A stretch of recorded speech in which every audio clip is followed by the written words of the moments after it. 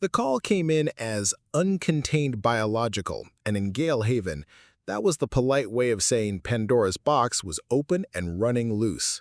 Officer Kori Saif's heart hammered against the composite plates of her body armor as her MDF patrol vehicle screeched to a halt before the Lowell University Biosciences spire. The air outside was a perfect, humid 24 degrees Celsius, scented with night-blooming jasmine. Inside her helmet, it was recycled, tasting of ozone and adrenaline. "Status," she barked into her comms. "Asset is a Class 4 bioform, quadrupedal, accelerated metabolism, last seen exiting Lab 301. Designation, SCAMP, unsanctioned student project," came the clipped, panicked voice of university security. "SCAMP?" Kori muttered, vaulting from the vehicle. She drew her stun pulse carbine and sprinted inside. The lab was chaos. Smashed glassware glittered like frost. A furious Professor Eldrin was berating a terrified student. "My grant, my entire project is jeopardized because you couldn't follow containment protocols." The student, Ben, his face pale, shot back with a flicker of defiance. "He's not a weapon. He was just scared." Kori cut through the argument. "Which way?" Eldrin pointed a trembling finger towards a shattered viewport leading out onto a suspended glass walkway. "It went into the Arboretum. The Agrogen Review Board will have my tenure for this." Kori was already moving. The transition from the sterile lab to the lush, vibrant jungle of the verdant arcologies was jarring. Her helmet's optical sensors cycled through thermal and motion tracking modes, but the heat from the curated waterfalls and movement of the leaves created a blinding storm of false positives. A flicker of movement high above. The creature, lean, lizard-like and shimmering, scrambled across an overhead conduit bridge. As it leapt, its claws tore through a thick power cable. A shower of blue sparks erupted, and the entire sector of the Arboretum plunged into a disorienting twilight.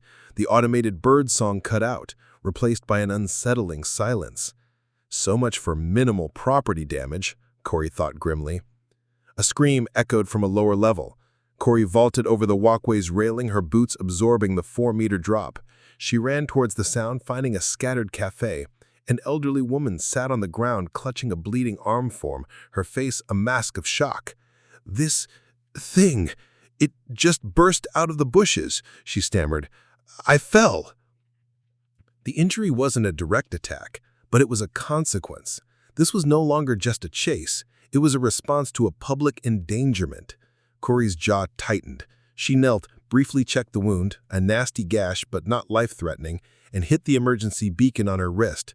"Civilian injured, Terrace Cafe. Repeat, civilian injured, Terrace Cafe."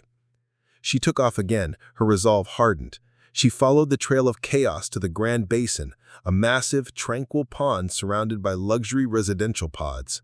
The creature was cornered, on a small, ornamental island, its camouflage failing as it panted, its skin flickering between patterns of rock, leaf, and chrome. It looked terrified. "Dispatch, I have the asset contained at the Grand Basin," she reported, her breathing ragged. A new voice, cold and precise, cut into her channel.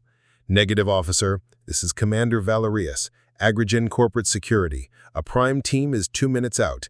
The asset has caused personal injury and significant infrastructure damage. Lethal force is authorized. Stand down and maintain visual." Kori stared at the creature. It had hurt someone. It was a menace, a product of reckless ambition. Valerius's logic was cold, but it was sound. Yet all she saw was a terrified animal, a kid's mistake that was about to be erased by a corporate death squad. Damn it! "Scamp!" she yelled, feeling absurd. The creature's head snapped towards her, its large black eyes wide with fear. Holstering her carbine, she drew her low-powered taser pistol and waded into the knee-deep water. "Easy, easy," she murmured, moving closer. She was 10 meters out when it charged, a blur of mismatched colors springing from the island. She fired. The taser's barbs sailed past the creature's head, splashing uselessly into the water. There was no time to reload.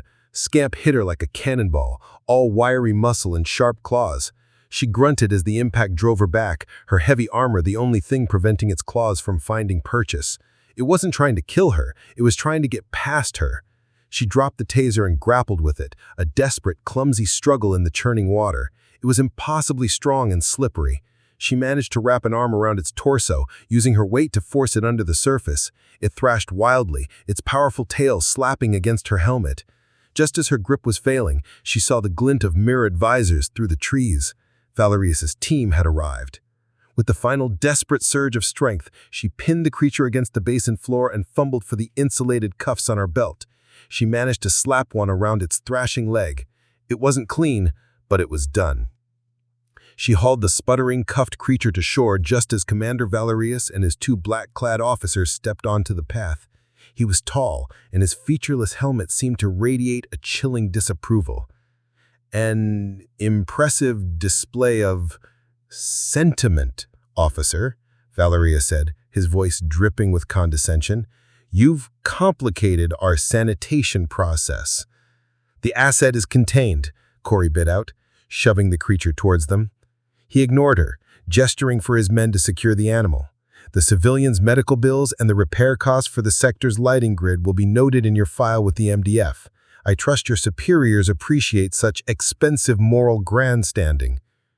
He didn't wait for a reply. He and his team turned, their movements economical and silent, and melted back into the shadows with their prize. Kori stood alone, soaked, exhausted, and aching. She had broken protocol and defied a direct order from a more powerful authority. She had saved a creature that had, however accidentally, harmed a citizen. The rightness of her choice felt murky, complicated. As she walked back through the now rebooting, perfectly lit gardens, the only sound she heard was the steady, heavy beat of her own heart, a messy, human rhythm in a city that despised imperfection.